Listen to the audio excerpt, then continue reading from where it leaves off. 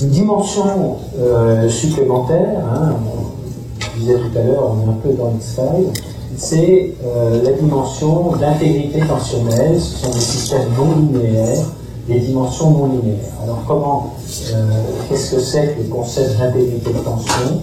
Donc, pour bien comprendre, en biomécanique, l'intégrité tensionnelle est la propriété des objets dont les composants usent tension et compression. Donc on est bien en période de croissance dans ce système-là, où vous avez une colonne qui va être sous compression et des ligaments de part et d'autre qui vont être sous tension.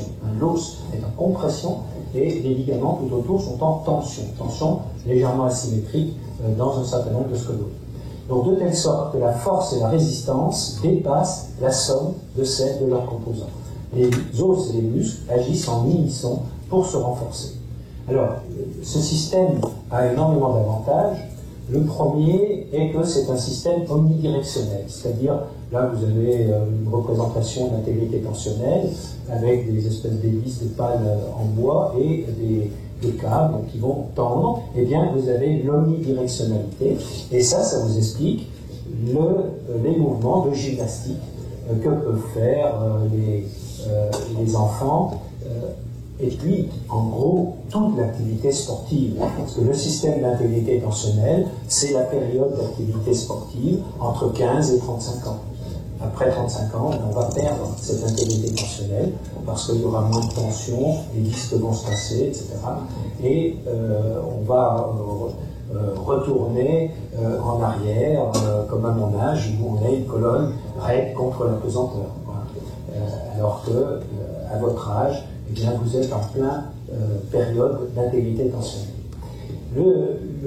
La base, c'est le triangle, et vous savez que le ballon de foot, par exemple, est un icosaèdre tronqué avec des hexagones et des pentagones. Donc, pourquoi? Parce que la structure du ballon de foot est plus résistante avec ce système-là. Le triangle donne une bien meilleure stabilité. Alors, vous avez des triangles au niveau, à tous les niveaux de l'organisme. On met un système d'intégrité tensionnelle, aussi bien au niveau du crâne qu'au niveau du sacrum.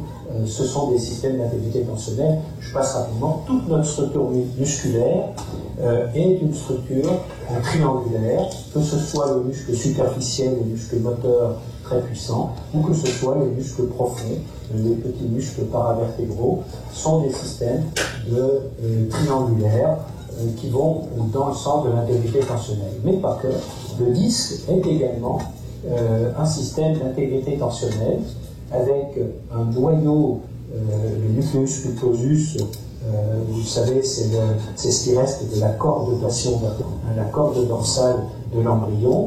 Vous avez la 4e semaine, la segmentation vertébrale, c'est fait à la 4e semaine de la grossesse. Et donc, ce qui reste de la corde dorsale, c'est le noyau du disque. Eh bien, tout ça est une structure d'intégrité tensionnelle avec, vous retrouvez cet aspect en pelure d'oignon, un peu, de l'anneau du disque, qui est typiquement système d'intégrité tensionnelle. Donc vous avez un maximum de stabilité avec un minimum de matériaux, donc voilà, une structure d'intégrité tensionnelle. Donc le système est très stable, avec très peu de choses finalement, des ligaments, quelques muscles profonds. Une autre caractéristique, c'est l'invariance d'échelle, les systèmes à intégrité tensionnelle. Là, vous avez votre dôme géodésique qui, théoriquement, pourrait, le même système d'intégrité tensionnelle vous permettrait de recouvrir toute la ville de Montréal, sans aucun problème. Et donc, encore une fois, c'est une dimension, c'est-à-dire tout ce que vous avez appris en physiologie, en anatomie, reste valable. Mais c'est une dimension supplémentaire, entre 15 ans et 35 ans, vous êtes dans un système d'intégrité tensionnelle avec, lors du mouvement, un mouvement qui va se faire avec des compressions et des tensions. L'ensemble de l'organisme, les 207 os de l'organisme fonctionnent dans ces conditions. Ça vous explique également le coût des dinosaures. Parce que en biomécanique newtonienne, si on peut dire, un animal d'un taille supérieure au serait impossible. Si vous regardez vos petits os du pied avec les contraintes que vous avez en appui unipodal sur les petits boulots dans le pied, si vous n'avez pas la structure triangulaire avec les arches internes, les arches externes, vous ne pourriez pas, les os ne résisteraient pas, ils seraient en fracture. Donc, c'est ce qui permettait aux dinosaures, donc, ce système d'intégrité tensionnelle qui leur permettait d'avoir des coups immenses. Alors, ça c'est difficile à comprendre, toutes ces dimensions sont des dimensions en général non linéaires, c'est-à-dire, alors le plus facile, je me suis rendu compte, pour expliquer les choses, c'est la non-linéarité géométrique. Vous avez aussi la caravane, hein, quand vous êtes en montée, bien dans l'axe, quand vous êtes en descente, la caravane va vous faire aller de droite à gauche. C'est aussi un système non linéaire. Mais là, prenez votre fil pour étendre le linge, eh bien vous allez modifier de quelques millimètres la longueur de votre fil avec votre tendeur, eh bien vous allez avoir une tension qui va varier énormément. Une petite modification de la longueur de quelques millimètres entraîne une modification très importante de la force et de la résistance du système. Ce sont des systèmes fantastiques. Alors la viscoélasticité, vous savez que c'est un système non linéaire, et elle est observée dans tous les tissus conjonctifs, mais notamment tous ces espèces de ligaments, hein, de transformation des muscles profonds en ligaments, le long de la colonne, qui vont entraîner un système de tension, créer un système de tension, donc non linéaire. L'autre caractéristique de la viscoélasticité, vous savez, c'est que c'est l'élasticité à vitesse lente. Donc c'est la rapidité du mouvement qui va entraîner une perturbation sans nous évaluer cette diapo. Donc la force et la résistance de l'ensemble dépassent celle de leurs composants, une faible énergie consommée. Prenez le ballon de baudruche de vos enfants, eh bien c'est une structure d'intégrité tensionnelle avec pas grand chose, un peu de latex autour, de l'air qui est au milieu, et l'ensemble donc du ballon est beaucoup plus résistant, encore que les gamins vont se faire plaisir de le faire crever très vite, mais c'est quand même plus résistant que la petite quantité d'air que vous avez à l'intérieur et le latex qui est autour. D'autres caractéristiques, la charge appliquée est distribuée dans toute la structure. Alors prenons l'exemple de la roue de vélo, qu'on utilise souvent pour les lombalgies, on l'utilisait pour les lombalgies. Le système fonctionne donc avec une répartition de toutes les pressions, c'est-à-dire que la pression, le contact de la roue sur le sol va se répartir sur l'ensemble de la roue si les rayons sont bien tendus. Si vous avez un rayon qui est desserré, et j'explique souvent ça dans les lombalgies, eh bien la roue va se voiler. Donc, si vous avez un ligament qui ne fonctionne plus bien, un rayon qui est desserré, et ça c'est des exemples que les patients comprennent très bien. C'est très, très intéressant d'utiliser l'intégrité tensionnelle pour leur faire comprendre les dysfonctionnements des lombalgies.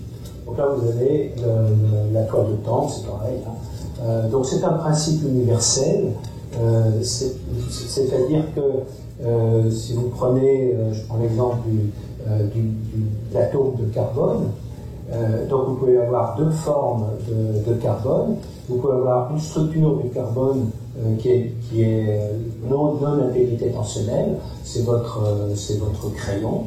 Et puis vous pouvez avoir une structure de votre noyau qui va s'articuler en une structure d'intégrité tensionnelle, et à ce moment-là, ça vous donne le diamant. Donc, vous voyez l'intérêt, à partir du même atome, d'avoir une structure d'intégrité tensionnelle. C'est vrai que le diamant a quand même plus de traits que de banal crayon. Donc, toutes les structures cristallines sont interconnectées. Hein. Donc, vous avez des systèmes d'intégrité tensionnelle, y compris la peau. Donc, ça, c'est important pour un peu de massage. La peau est une structure d'intégrité tensionnelle. Ce qui vous explique que quand vous la perdez dans des cicatrices, des choses comme ça, vous ayez des douleurs quelquefois très importantes parce que vous avez perdu l'intégrité tensionnelle de la peau. Puis avec l'âge, la peau se fripe, etc. Donc on perd également l'intégrité tensionnelle de la peau avec l'âge. Donc, encore une fois, jusqu'à 35 ans, 40 ans, vous avez une peau qui est un système d'intégrité tensionnelle. Alors Jean Berthaud est un chirurgien plasticien, c'est un plasticien, Et si vous allez sur Internet, vous faites Tensei-Getty et Jean Berthaud, vous explique bien ce que c'est que le système d'intégrité tensionnelle. Donc tout notre squelette, tout l'ensemble est bâti selon ce système d'intégrité tensionnelle, et ce qui nous permet également d'aller dans l'espace en apesanteur.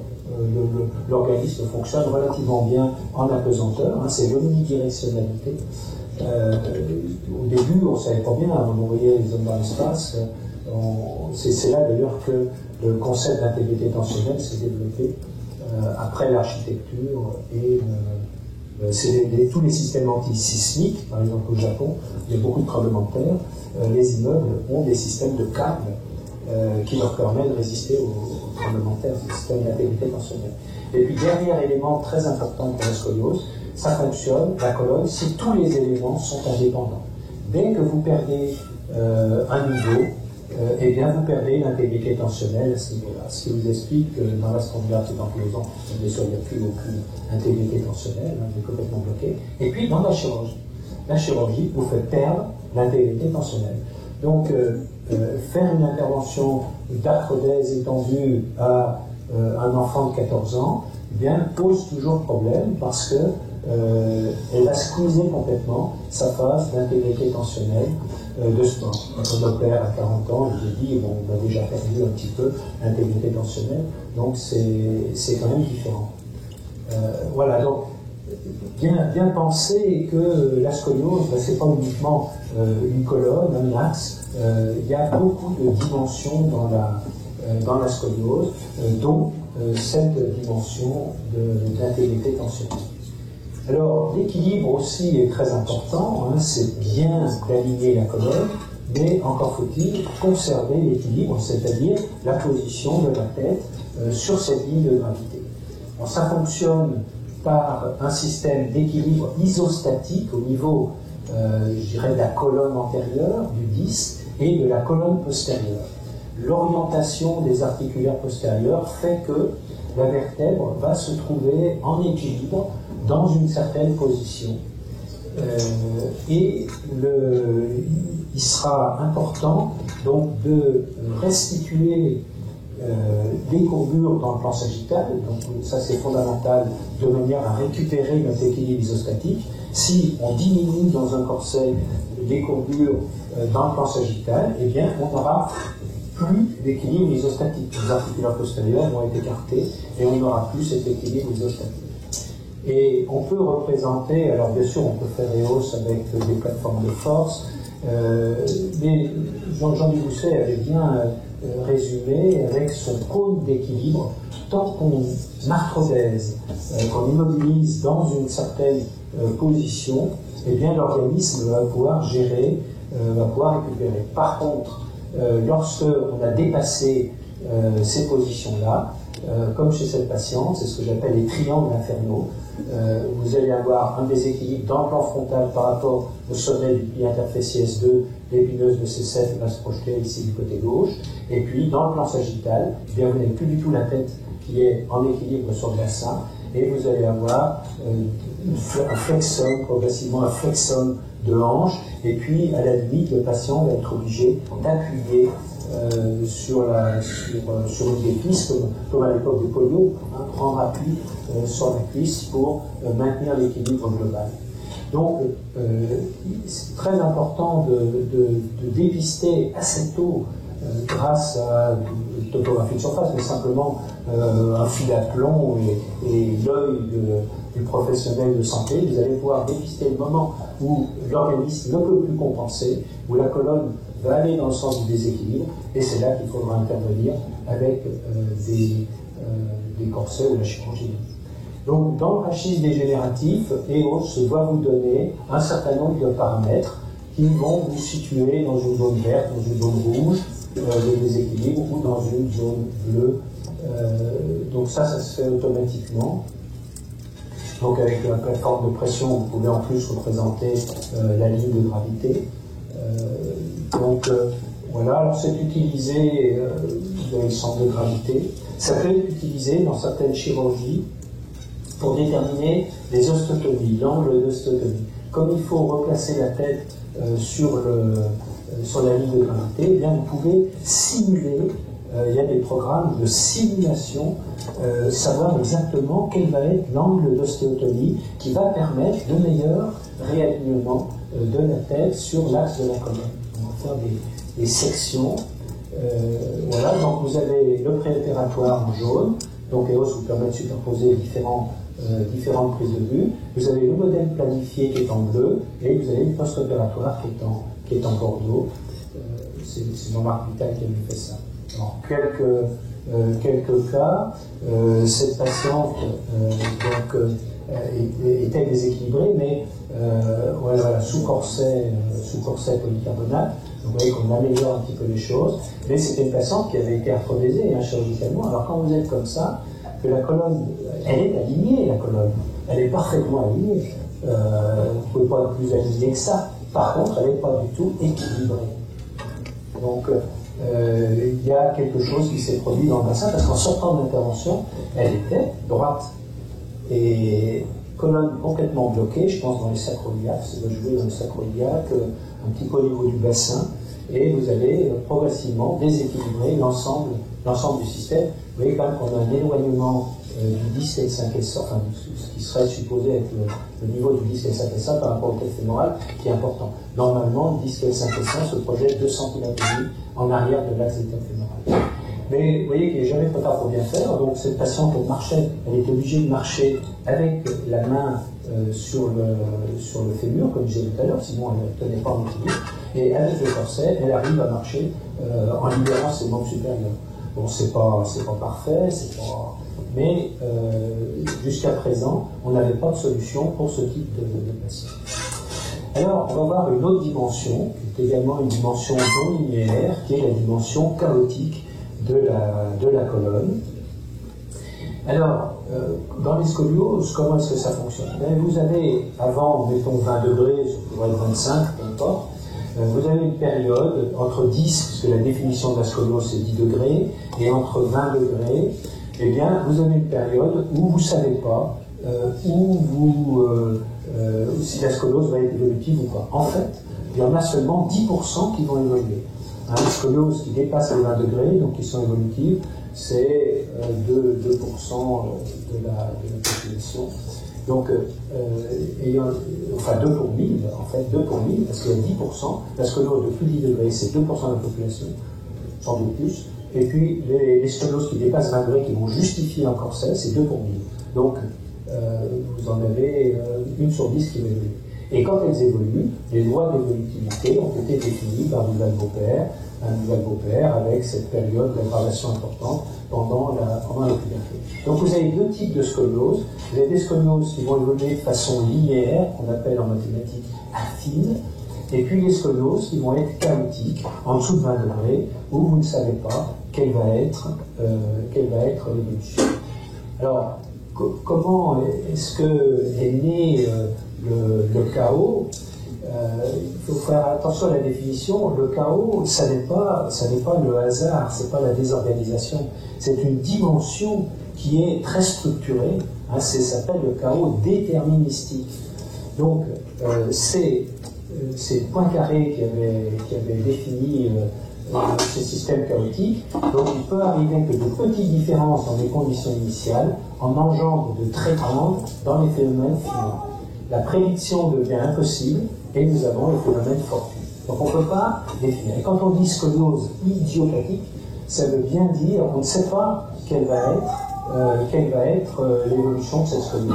Donc une cause très petite qui nous échappe détermine un effet considérable que nous ne pouvons pas voir, et alors nous disons que cet effet est lié au hasard. Mais ça n'est pas du tout le hasard. Le hasard, c'est la mécanique stochastique. C'est différent, c'est quand vous êtes avec le chaos, c'est ce qu'on appelle le surpoids pipé, ça c'est le hasard. Par contre, le chaos, c'est pas du tout le hasard. Donc ça fonctionne dans des systèmes qui sont ouverts. Et la verticalité du rachis, vous avez compris, est un système qui est ouvert. Donc vous avez la tête donc, qui va se placer un peu comme au sommet d'un big-bokeh, donc un système ouvert. Vous avez quelque chose qui est intéressant, ça a été décrit par David Ruel, C'est les Français qu'on décrit, enfin encore que Mandelbrot était russe d'origine, mais il a été élève et professeur à l'école polytechnique à Paris. Donc c'est l'attracteur étrange, c'est-à-dire en gros, quand vous faites la somme de tous les mouvements de la colonne dans la journée, eh bien vous arrivez à plus ou moins une colonne droite. Et puis, dans certains cas, vous allez, quand vous faites la somme de tous les mouvements, eh bien votre colonne ne sera plus droite. Elle va être attirée peut-être par un petit ligament rétracté, par X et Y, il peut y avoir beaucoup de causes, et ces asymétries de tension sont, à mon avis, des attracteurs, des systèmes d'attracteurs qui vont attirer la colonne.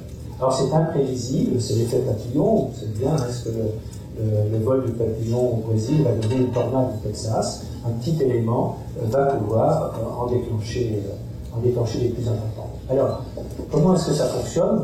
On va reprendre la mécanique newtonienne avec la pomme. Hein. La pomme, quand vous la laissez tomber, vous savez exactement où elle va tomber. La feuille de l'arbre, c'est pareil, hein. Vous êtes dans un système de gravité, etc. Mais vous ne pouvez pas prédire l'endroit où elle va tomber parce qu'elle est très sensible au vent. C'est le vent qui va modifier, donc c'est une imprévisibilité, c'est ça qui constitue un système chaotique, déterministique, parce qu'elle va toujours tomber. Et si on pouvait rentrer dans un ordinateur tous les paramètres de vent, de légèreté, d'humidité de la feuille, etc., on pourrait probablement prédire l'endroit. Donc, vous voyez qu'en dessous de 20 degrés, vous ne pouvez jamais déterminer comment va évoluer la scoliose. Ici, une scoliose de 16 degrés, on pourrait dire on va mettre un petit corset, etc. Mais sans rien du tout, un an plus tard, elle est à 9 degrés, le même qui se révise totalement. Les systèmes chaotiques sont des systèmes complexes. Là, vous avez la Fondation Cochrane à Paris et l'Institut de France, avec tous les recherches qui ont été faites pour le vestibulaire, etc. En fait, il y a une énorme possibilité de perturbation dans la scoliose. Ce sont des systèmes complexes. Pour ne parler que de celui qui a été développé à Montréal, avec le défaut de signalement de la mélatonine. La mélatonine est normale dans le sang, par contre, elle ne va pas passer, vont vous provoquer une lumière, et le déficit au niveau cellulaire de mélatonine vont vous provoquer pratiquement tout ce qu'on trouve dans la scoliose. Hein. Défaut de contrôle postural, dysfonction vestibulaire, problème de l'hormone de croissance, défaut de proprioception, etc. Tout ça, vous avez dans la scoliose.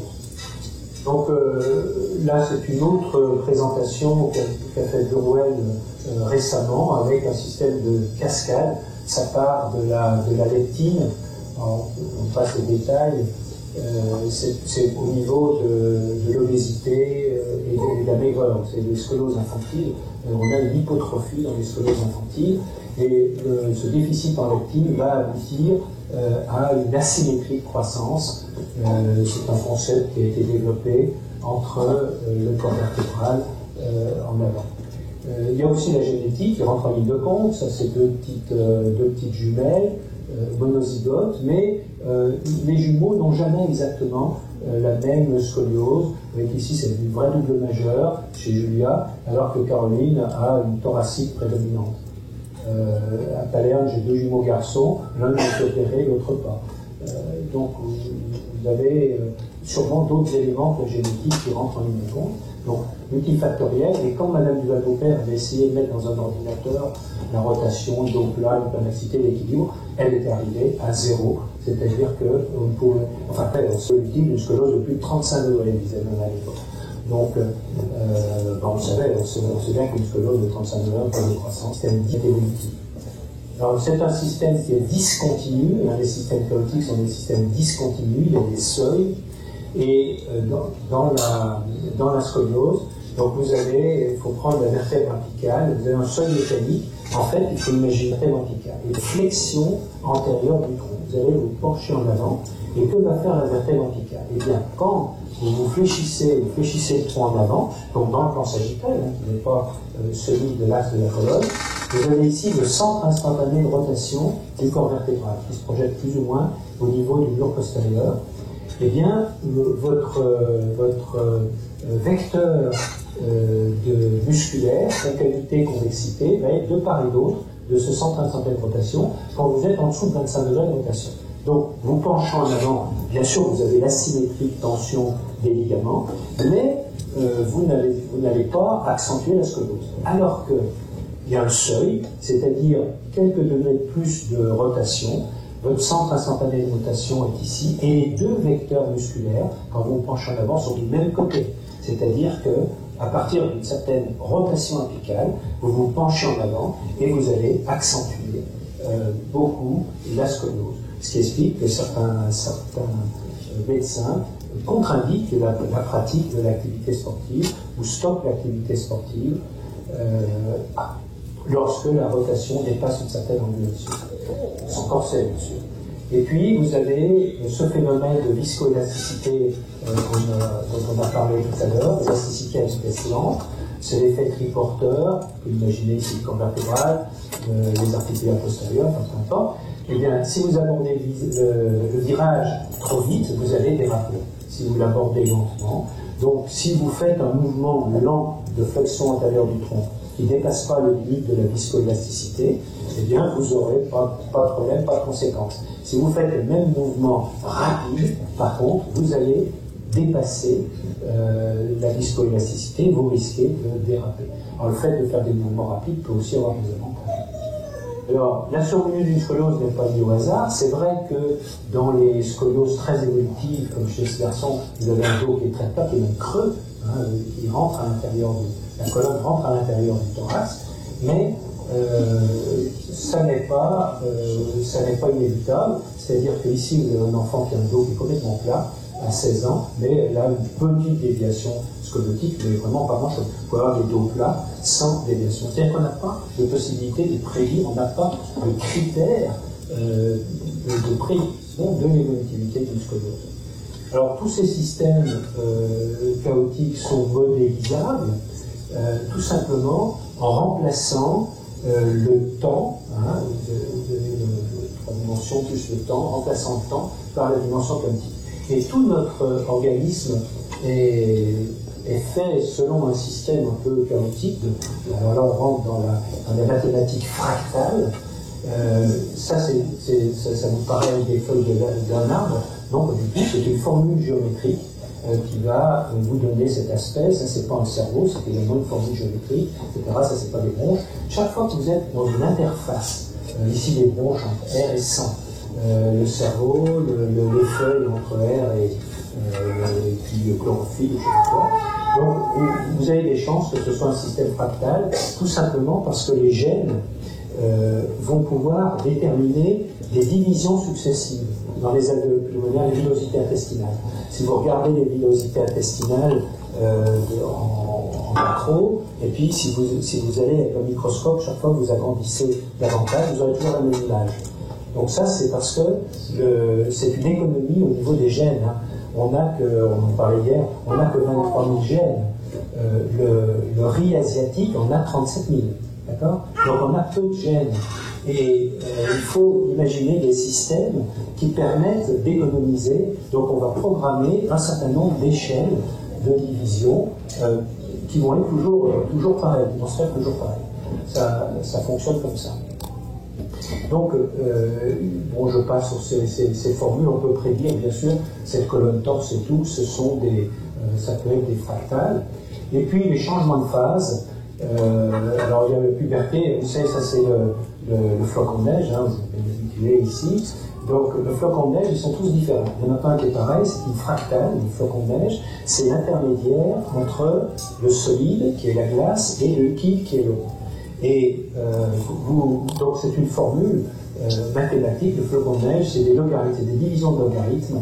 Et donc en divisant progressivement, vous avez l'aspect du flocon de neige. Ils sont tous différents.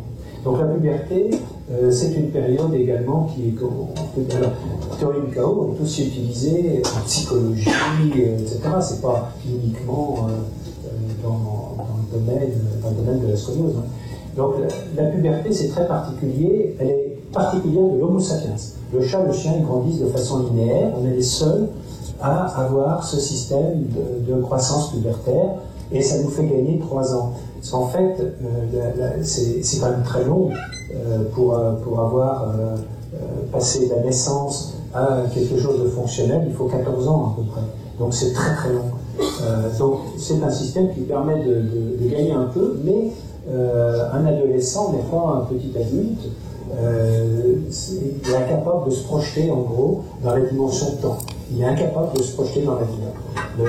C'est une fois passé la croissance pubertaire que vous aurez cette projection dans l'avenir et dans le temps. Auparavant, vous ne l'avez pas. Et d'où la difficulté, quand on veut traiter les adolescents, de leur faire porter un corset, ils ne comprennent pas pourquoi, ils ont pas mal, je veux dire, ils n'ont jamais vu leur dos, ils ne comprennent pas. Et il faut leur expliquer et bien savoir que donc ils n'ont pas cette possibilité de se projeter. La première communication, c'est pas très vieux, hein, le théorie du chaos, vous voyez, dans le domaine médical. Hein, dans le domaine médical, c'est 1986, c'était le mouvement des yeux chez les schizophrènes. Alors, tous les problèmes de rythme cardiaque et tout, c'est tous des systèmes chaotiques. Hein. Le détracé électroencéphalographique, etc., c'est tout chaotique. Et il vaut mieux que ce soit chaotique d'ailleurs, parce que quand l'électroencéphalogramme devient linéaire, c'est très mauvais signe. Donc, alors, conséquence de ce système chaotique, c'est que le traitement étiologique, vous avez compris, en dessous de 20 degrés, de la scoliose, n'a pas de sens. Vous ne pouvez pas, c'est comme si vous vouliez arrêter une avalanche en récupérant un flocon de neige qui va déclencher l'avalanche. Ben non, ça ne fonctionne pas comme ça, parce que même si vous retirez le flocon de neige qui l'aura déclenché, ce sera un autre qui va la déclencher. Donc, vous ne pouvez pas éviter ça, et ce que je dis souvent pour ça s'appelle les kinésithérapeutes.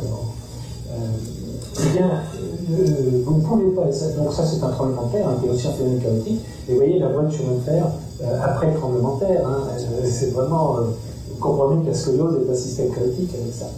Donc, c'est une construction antisismique, c'est-à-dire que ça ne peut pas empêcher le tremblement de terre, mais par contre ça va en limiter les dégâts. Donc ça c'est un élément qui est important. Donc retenez que dans vos scolioses, il y a 2 zones, une zone chaotique et une zone linéaire, et d'où la difficulté de traiter les scolioses. À l'âge adulte, il y a aussi beaucoup de problèmes chaotiques.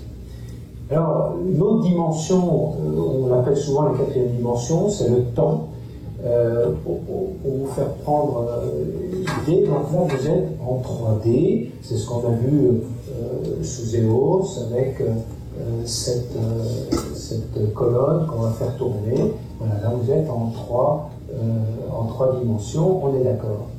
Mais l'autre dimension est le temps, c'est-à-dire là vous partez de 1 an, 2 ans, 3 ans, puis ça va reprendre 4 ans, 5 ans, 6 ans, mais c'est la dimension du temps, c'est l'évolution dans le temps, et c'est une dimension supplémentaire auquel on a dit tout à l'heure, les adolescents n'avaient pas accès à ce projet de temps.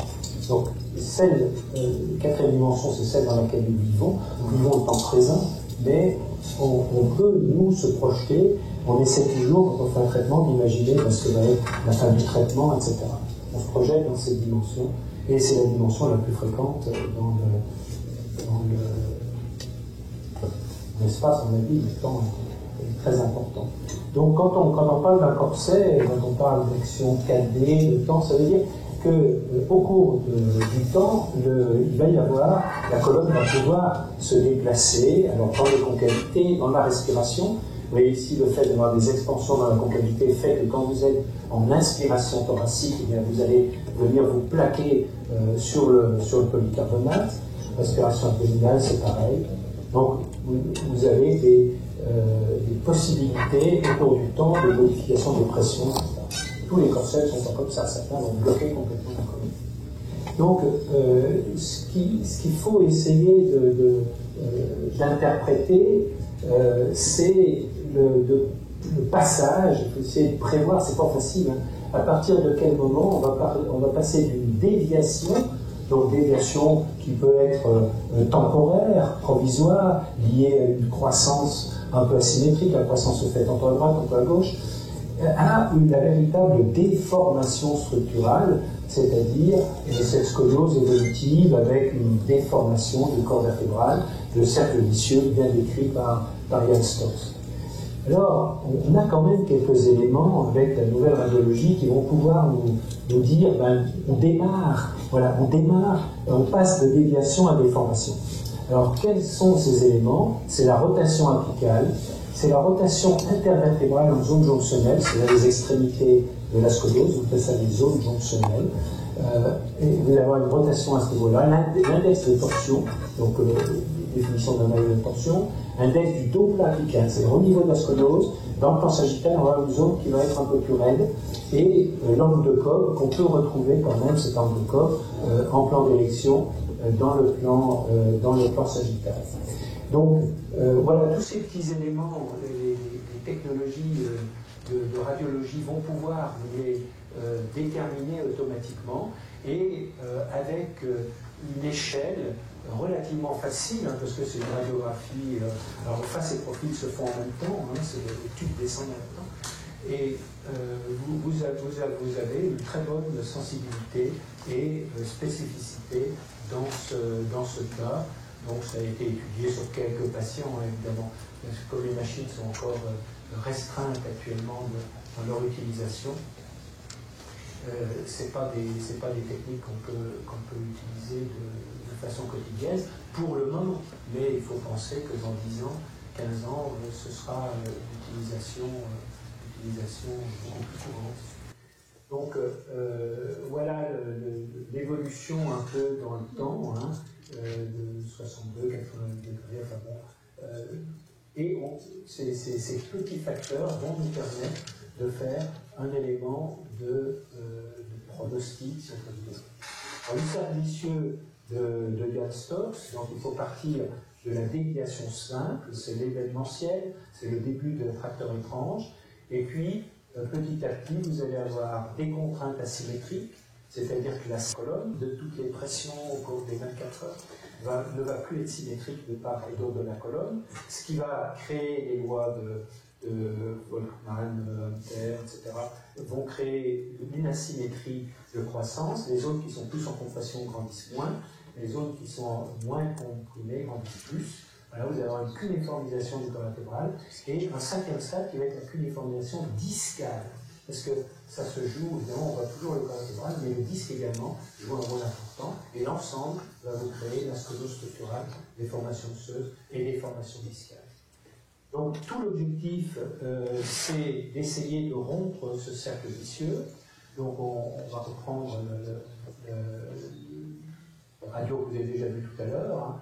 Donc on va rétablir les pressions par le déplacement des volumes. Le déplacement des volumes va nous permettre d'avoir des pressions qui sont beaucoup plus symétriques en la concavité-convexité, d'où on espère la diminution de la cuneiformisation du corps vertébral, s'il y a encore un peu de cartilage de croissance, et puis ça va permettre la stabilisation. Voilà un petit peu ce panorama donc, de toutes les dimensions, de quelques dimensions, parce qu'il y en a encore d'autres, de quelques dimensions de la scoliose, depuis le 3D, en passant par le 4D, la dimension chaotique, la dimension de l'intégrité tensionnelle.